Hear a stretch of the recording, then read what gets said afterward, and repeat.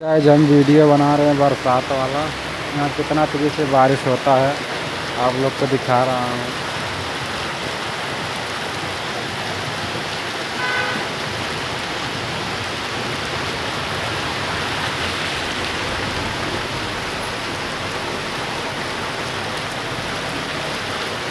इस तरह से बारिश होता है।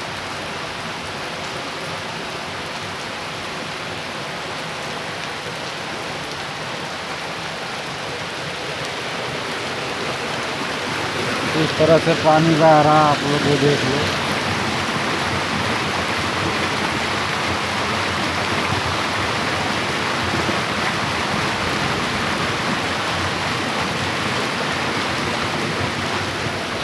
अगर इतना पानी बह रहा है तो बरसात कितना होता होगा ये तो आप लोग जान ही चुके होंगे।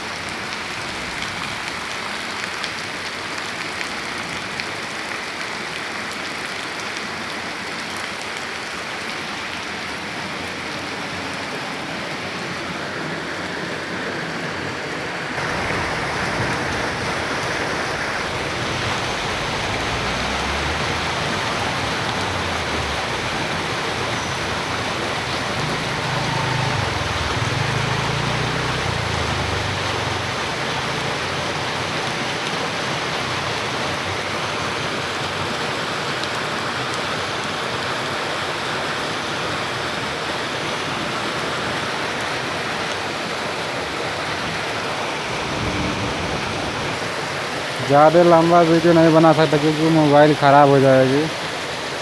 आज के लिए इतना ही।